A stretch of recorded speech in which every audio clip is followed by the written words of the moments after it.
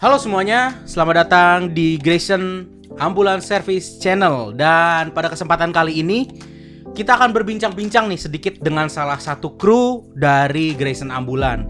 Boleh memperkenalkan diri dulu, silakan.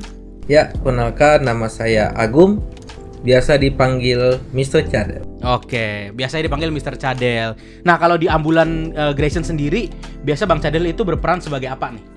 Kalau untuk bahasa ambulan itu namanya CO.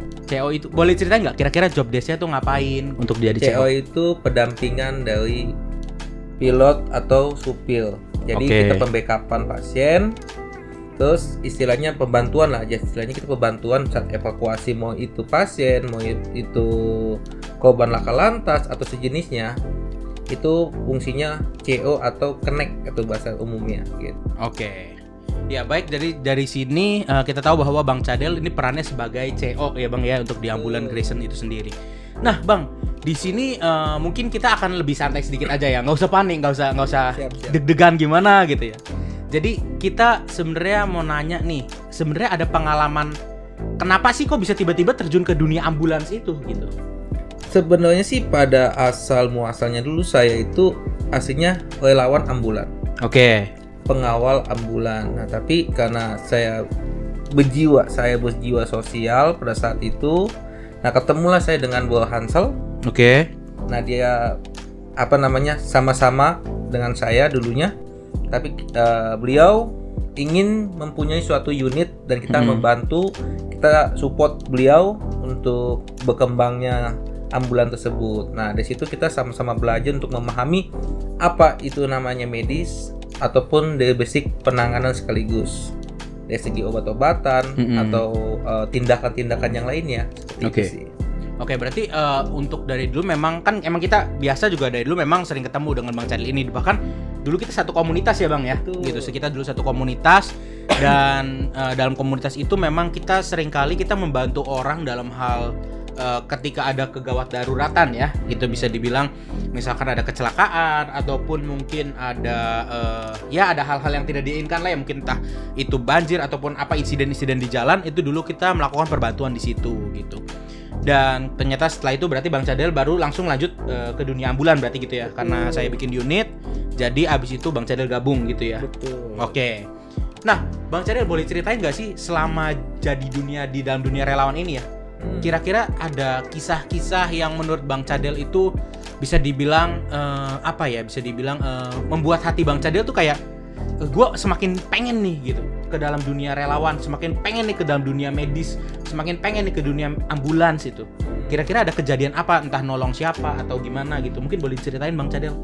Sebenarnya sih kenapa saya terjun ke dalam dunia escorting. Ini kita ke escorting ya. Oke.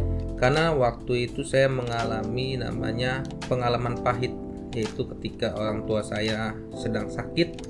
Nah, di situ saya bingung harus bagaimana. Oke. Tidak ada backupan, tidak ada pengawalan. Akhirnya orang tua saya tidak tertolong. Nah, dari situlah ada keinginan saya untuk membantu masyarakat untuk meringankan beban mereka ketika sedang bawa pasien ataupun pengen menuju ke rumah sakit yang terdekat. Jadi pengalaman pahit itu menjadi pelajaran hidup buat saya, makanya saya terjun ke dunia escorting. Nah, di dunia escorting tersebut saya masuk lagi ke dunia ambulannya atau di dalam unit seperti CO yang saya sampaikan tadi bersama Bu Ansel. Nah, jadi disitulah membuat saya lebih lagi untuk memahami arti dari medis ataupun membantu masyarakat seumumnya. Oke. Nah, terus kira-kira ada nggak sih kejadian-kejadian dari sisi Bang Cadel sendiri yang mungkin entah itu sangat bersyukur karena bisa menolong, atau mungkin dibilang terima kasih atau gimana gitu sama keluarga pasien atau mungkin sama kerabat saudara yang pernah ditolong gitu, mungkin ada pernah disampaikan nggak gitu sama mereka? Ya itu. Jadi ketika kita sudah membantu, mau itu dari pihak keluarga kita ataupun dari orang lain sendiri, ucapan terima kasih itu membuat kita jadi seneng, bangga gitu kan. Kita bisa membantu sama manusia istilahnya. Walaupun tidak bisa membantu seutuhnya, setidaknya kita udah campur tangan dalam hidup mereka. Oke. Berarti pernah ya, maksudnya kayak diucapkan terima kasih gitu sering ya? Sering ya. Sampai Saya juga pernah sampai mengalami dari pihak keluarga itu sampai nangis memeluk saya, terus sampai istilahnya mengucapkan nggak bisa ngomong apa-apa lah dia. Iya, kayak mungkin terlalu berterima kasih, cuman mereka nggak bisa ngungkapin gitu ya, gimana ya? Saya pernah mengalami insiden seperti itu. Saya mengalami kejadian seperti itu, sampai saya pun merasa, oh begini banget ya dunia ambulan maupun dunia escorting, kayaknya kita bermanfaat banget buat masyarakat. Oke.